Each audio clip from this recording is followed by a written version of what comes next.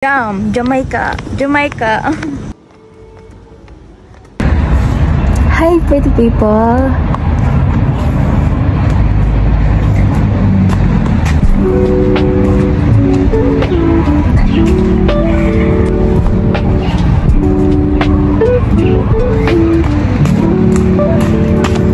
Ganito yung suot ko kasi wala naman nakakilala sa akin dito.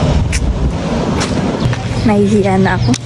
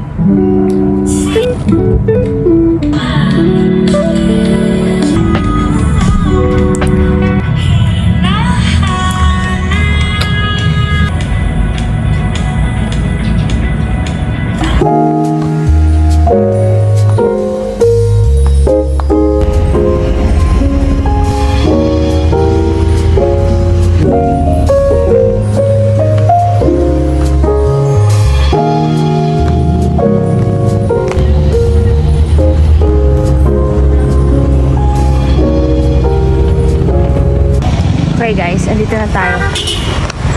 Self-date na to. Self-date na to. Kaya to. Ha?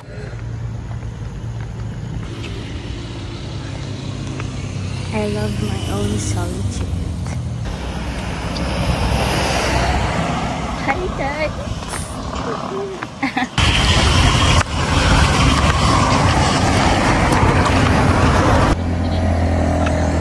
Hindi ko na kaya. So hot.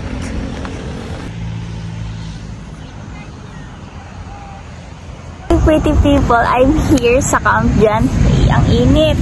I need some polvo pa. Hi guys! Hi pretty people! So, kakain tayo ng baon.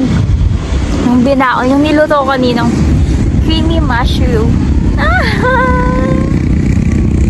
Naririnig ba ako? Naririnig ba ako sa video? Hindi. Ang init! May clam. Ang init! Asan na yung clam ko? Where's my clam? Hala yung clam ko. Yan na. Ayan. Tara na kumain. Nagugutom na kasi ako. Thank you dito, Lapid. Paubos ko na siya, Lapid. Lapid, paubos ko na siya.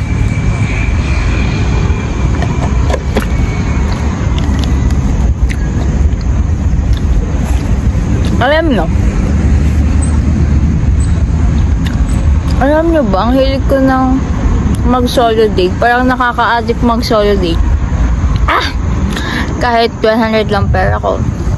Kasi malalapit lang dito yung mga pasyalan dito sa Baguio. Ayan. Diba? Parang sira dito. May mga tao sa gilid. Tapos ako dito nagsasalita. Tara na lang kumain, no? Pakita ko sa inyo yung baon ko. Buksan na natin.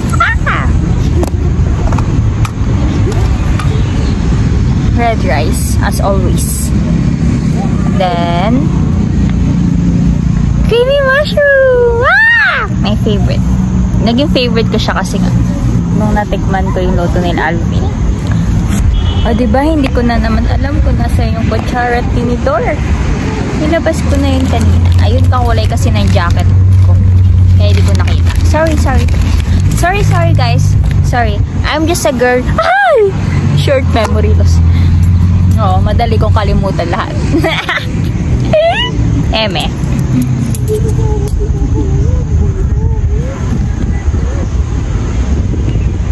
Ala. Tapat na tapat sa kanyang araw ah.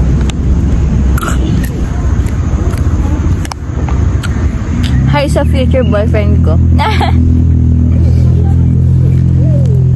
Ganito lang ginagawa ko.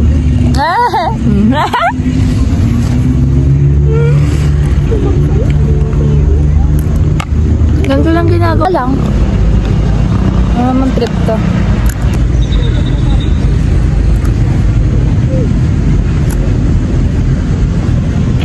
Sarap ng luto ko, guys.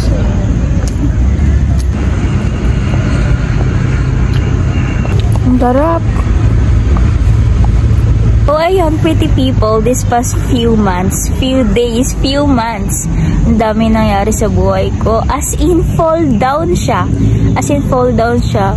As in, dun sa pinaka-lowest na lowest talaga. Ow! Charis. No, ayun. Yung boss na minayday ko sa council. Yeah, nagpa-council ako. Pa-council po ako para parang kasi hindi ako makapag-isip ng maayos that time. As in, yung mga morning routine ko, hindi ko na siya yung mga routine ko, araw-araw, hindi ko nagagawa. Kahit yung mga basic, as in, wala, hindi, tinatamad akong gawin yun. Sabi nung nag-interview sa akin, sa school, inano ko sa kanya, sa sinabi kong sitwasyon sa kanya ng life ko, sabi niya, in that scenario, parang yung sa lowest, dun ka sa pinakababa pa ng lowest. O, diba? Lowest na nga, pinakababa pa ng lowest. Grabe yun. Grabe yun. Pero hindi ako pinabayaan ni Papa God.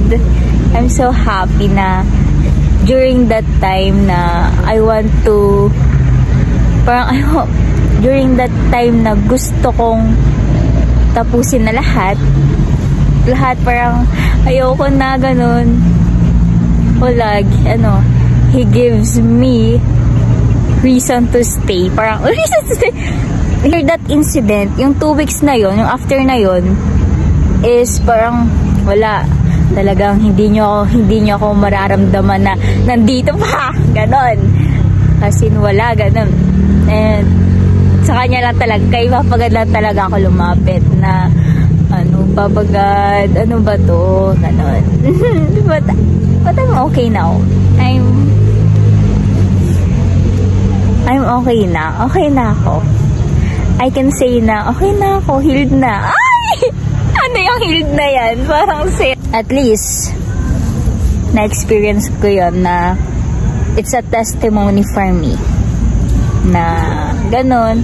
I have myself. I have my family, my friends. Ang ginawa ko para maging okay ako. Una, I feel, parang hinayaan ko ma-feel yung pain. Hinayaan ko ma-feel yung pain. As in, kahit ayaw ko na, sige, go. Sabi nila, parang, hayaan ko lang daw ma-feel yung pain na nararamdaman ko hanggang wala na. The 2 weeks, 1 to 2 hours lang yung tulog ko talaga, as in 1 to 2 hours. Pati pagkain hindi na umaano sa katawan ko as in isang kagat, isang nguya lang, okay na. Kasi hindi na ako makakain. Gigising ako ng madaling araw, as in parang patong-patong na lahat. Hindi ko talaga ma-imagine yung life ko na yun. Parang gusto ko na lang talaga tapusin yung araw na yun, yung mga days na yun. Gusto ko na lang i-end. But look, I'm here now. nakakapagsalita na ulit ako naman. As in, kung makikita nyo lang itsura ko that time, sinurrender ko lahat ng pain. Kapit ako sa psych, hinide ko yung messenger ko. As in, ayokong kumausap ng kahit sino para hindi ma-feel yung void. Ayoko mag-rely sa iba. Gusto ko mag-rely sa sarili ko. Ayun, and now I'm okay na. Basta, nang alam ko ng mga nangyari na yon, it's a testimony for me and it's a lesson for me. Maybe ko ganon. Inuunti-unti ko, hindi ako nagmadali na mag-healed. Hindi ako nagmadali na maging okay. Basta, parang finil ko lahat. As in, nag-think na ako ng worst na worst na worst. Now, I can date myself na ulit. I can date myself. Yun naman talaga kasi gawaan ko eh. Date yung sarili ko. Nakaka-addict siya. Thank you Lord talaga. Thank you Lord.